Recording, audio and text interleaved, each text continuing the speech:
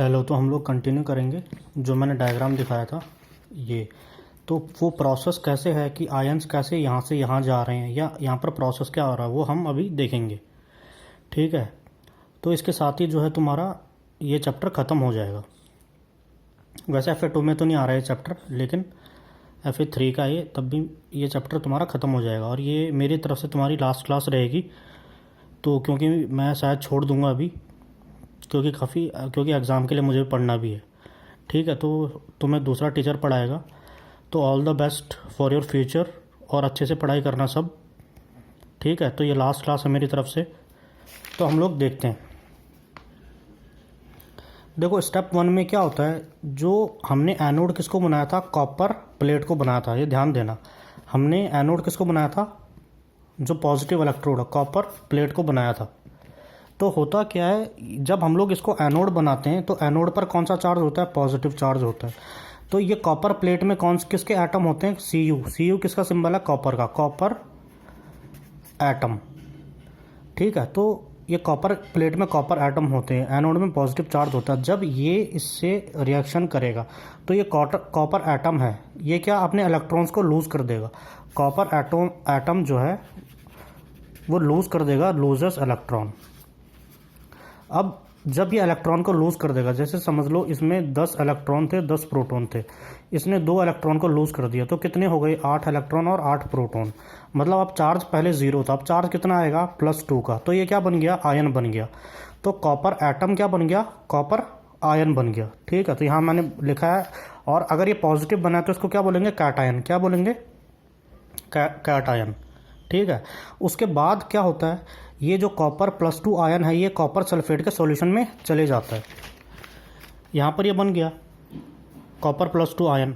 उसके बाद ये किस में चले गया, कॉपर सल्फेट के सॉल्यूशन में। ये इसका सॉल्यूशन है, लिक्विड फॉर्म है। ठीक है। ये एनोड से इसमें चले गया है।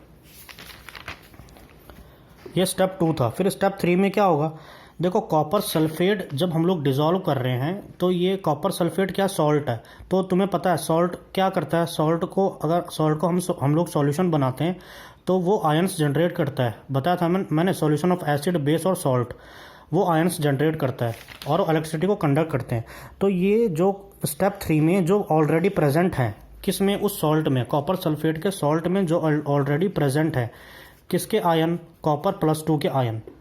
ठीक है। वो कहाँ पर अट्रैक्ट होंगे, ये कॉपर +2 के आयन कहाँ अट्रैक्ट होंगे, नेगेटिव इलेक्ट्रोड पे, क्योंकि ये प्लस चार्ज है तो ये किस पे अट्रैक्ट होगा, नेगेटिव पे, कैथोड पे ये क्या होगा, अट्रैक्ट होगा।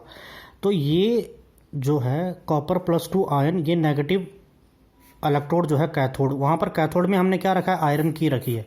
तो ये आयरन की पर जाकर इसके ऊपर चिपक जाएंगे, क्या हो जाएंगे, इसके ऊपर चिपक जाएंगे और एटम बन जाएंगे। किसके एटम बन जाएंगे, कॉपर के एटम बन जाएंगे। तो आयरन की है, जो हमारी आयरन की थी, ये आयरन की थी। अब आयरन के ऊपर पूरा copper copper copper copper copper, ये पूरा प्लेट चढ़ जाएगी। किसकी प्लेट चढ़ जाएगी, कॉपर की प्लेट चढ़ जाएगी।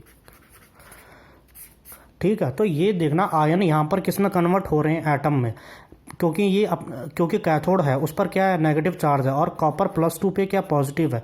तो पॉजिटिव नेगेटिव की तरफ अट्रैक्ट होगा और यहाँ ये इलेक्ट्रॉन गेन करके यहाँ पर एटम बन जाएगा।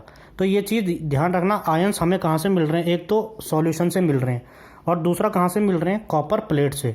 कॉपर प्लेट जो है वो क्या, इलेक्ट्रॉन को लूज करके कॉपर +2 आयन बना रहा है। और फिर आयन एटम में कहाँ कन्वर्ट हो रहे हैं, आयरन की पे, कैथोड पे। ठीक है। तो जो एनोड से, शॉर्ट में याद रखना, एनोड और सॉल्यूशन, सॉल्ट के सॉल्यूशन से कॉपर +2 के आयन निकल रहे हैं और कॉपर का एटम ये बन रहा है कहाँ पर, कैथोड पर। कहाँ पर बन रहा है, कैथोड पर। कैथोड क्या, आयरन की पर, ये शॉर्ट में। तो इन दो जगह से आयन निकल रहे हैं और यहाँ पर ये आयन यहाँ कॉपर एटम में कन्वर्ट हो रहे हैं। ठीक है। और उसके बाद तुम्हारा एक शॉर्ट सा मतलब कि ये कॉन्सेप्ट रहा इलेक्ट्रोलिसिस का, वो केवल डेफिनेशन है और बाकी ज़्यादा तो कुछ है नहीं। इलेक्ट्रोलिसिस का मतलब क्या होता है, इलेक्ट्रोलिसिस, देखो जब हम लोग पानी से, है ना, वाटर है, इस वाटर से जब हम इलेक्ट्रिक करंट पास करते हैं बैटरी लगा के, ऐसे हम लोग बैटरी लगाई हमने, इससे इलेक्ट्रिक करंट पास करते हैं वाटर से, तो ये वाटर है ये दो चीज़ों में कन्वर्ट हो जाता है। किस में? हाइड्रोजन और ऑक्सीजन गैस। इसी को हम लोग बोलते हैं इलेक्ट्रोलिसिस। क्या बोलते हैं? इलेक्ट्रोलिसिस। तो इसका फॉर्मूला होता है, देखो फॉर्मूला वाटर का क्या होता है? H2O। तो इलेक्ट्रोलिसिस से जो वाटर है वो किस में कन्वर्ट हो रहा है? हाइड्रोजन और ऑक्सीजन में। ठीक है, तो इसी को हम लोग क्या बोलते हैं? Decomposition of water into hydrogen gas and oxygen gas is called electrolysis by using electric current. तो जब हम पानी में इलेक्ट्रिक करंट दौड़ाते हैं बैटरी लगा के, तो पानी दो गैसों में कन्वर्ट हो जाता है, हाइड्रोजन और ऑक्सीजन, और ये फिर अलग अलग जो है अलग अलग इलेक्ट्रोड पे ये चीज़ें, ये गैसें निकलती हैं। ठीक है, और अब तुम्हारा होमवर्क क्या है? ये कहाँ पर निकलता है और ये कहाँ पर निकलता है, ये तुम ध्यान देना, और इसी के साथ तुम्हारा चैप्टर ख़त्म होता है और मेरी क्लास भी ख़त्म हो रही है। तो all the best for your future.